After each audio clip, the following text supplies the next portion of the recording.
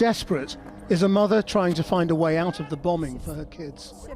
There's nowhere for us to go. They lie to us and tell us to go to the shelters. But didn't they bomb the shelters? They bombed the shelters and killed people. Where do we go?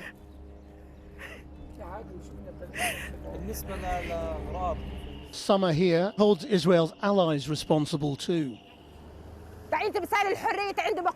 You always defend freedom, yet you support Israel with the biggest bombs and the latest tanks and the helicopters and F-16s. You send rockets and shells to kill us.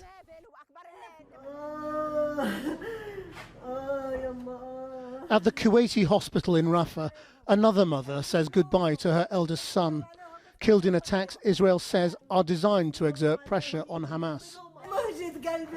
The joy of my heart is dead, she cries. Shame on you. As well as the dead, medics said they treated blast injuries and gunshot wounds. But staff here are being evacuated too, in fear of increased Israeli attacks. Nearby, the Al-Najjar hospital has been abandoned. Its 200 patients unable to be medevaced across the border. Now Israel has taken control. They have instead been moved elsewhere in Gaza. There is no hospitals effectively now. Al-Najjar hospital is out of service, and the Kuwaiti hospital just for trauma and for the emergency. We have no beds or no hospitals to refer it, especially for critical patients. Tens of thousands are on the move again. Most have already done this several times since October, like Mazen Gadur. Cars and trucks, whatever they have, to carry whatever they have. Leaflets dropped by Israel warning them to get out cannot be ignored. They have no idea what to do or where to go next. I am going to the unknown. I don't know what I will find in front of me. Will I find a place or not? There are children, little ones, elderly people. We don't know where we are going. We live in horror and in fear. This is our life. Civilians here are now among the bargaining chips at the negotiating table in Cairo. The two sides are thought to be stuck on at least three issues. First, whether Israel's ceasefire is permanent or not, whether the first Israelis to be released by Hamas will all be alive, and exactly how many and how often, and whether Hamas gets to choose exactly which of its prisoners are released from Israel. There's a crisis of hope. The aspect of mental health and well-being of people, of children, remains unassessed. It's completely beyond any humanitarian agency's capacity to achieve a meaningful response. Just across the Gaza border in Israel, the IDF has more tanks and troops ready to go in. Despite American reassurances that the operation in Rafah is limited in scope, Israel still says it intends to destroy Hamas, whatever happens at the talks in Cairo.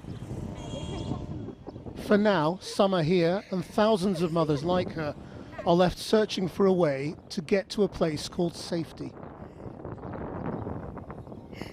Well, earlier I spoke to Dr. Mohammed Abu Moghesib, MSF's Deputy Medical Coordinator in Gaza. He's currently working in the Indonesian hospital in Rafah, and I asked him what conditions are like there. In Rafah now, since yesterday, the bombing didn't stop, the shelling didn't stop. We can hear it here from the west side of Rafah. I'm here in the west side, Al-Mawasi area, which is considered one of the safe zone areas. But we can hear the bombing. We can see thousands of people leaving east of Rafah, moving their tents, implementing their tents. I mean, a lot of people escaping, running from the warning that has been issued by the IDF to evacuate blocks in Rafah city. The Israelis say that where you are is a humanitarian zone. Is that how you would describe it? I mean, there is no safe zone. I mean, considered safe zone in Gaza Strip. I mean, since the beginning of the war, the IDF asked the population to move south to the Wadi Gaza, which is called, I mean, the middle of Gaza. Then they asked them to move to Khan Yunis. Then they asked them to move now to Rafah. And now they are asking Rafah to move to a safe zone, which is actually not enough to absorb the 1,500,000 people now. I mean, it's crowded. Plus, They are bombing exactly beside the safe zone. So there is a lot of collateral damage. There is a lot of civilians injured and dead. Can you tell me what kind of cases you're seeing? I mean, in Doctors Without Borders and MSF, we have our field hospital, and majority of the cases that we see is related to the trauma, related to the war injuries cases. From burn, explosive injuries. And unfortunately, now we are trying to evacuate patients who are able to walk from our hospital to be ready in case that our hospital will be under threat. And doctor, can you tell me what is the psychological state of the patients you're seeing? I mean, patients are, I mean, it's not all patients. I mean, the medical staff, the population, the patients are psychologically, they are broken. I mean, they lost their houses, they lost their families, their friends. They have no place to shelter. There is no security. There is no proper humanitarian needs. There is no food, proper food. There is no drinkable water, proper drinkable water. There is no basic things for life here. So, I mean, it's not about the patients. It's about all the population, including us as well as actors here. So, as a humanitarian, what is your message to the negotiators in Cairo from both Hamas and the Israeli government? We are calling to stop the war. That's it. Ceasefire, stop the war. I mean, it's enough. I mean, the population really is in a very critical, catastrophic situation here in Gaza. So we are calling to stop the war. Dr. Mohammed, thank you very much indeed. Thank you for your time. Thank you. Thank you. Well, joining me now is retired General Yaakov Amidror, former National Security Advisor to Prime Minister Benjamin Netanyahu. Thank you for joining us. How do you think Benjamin Netanyahu will respond to this pressure from the Americans, the freezing of the arms shipment and the announcement that they are reviewing security cooperation? Will it work?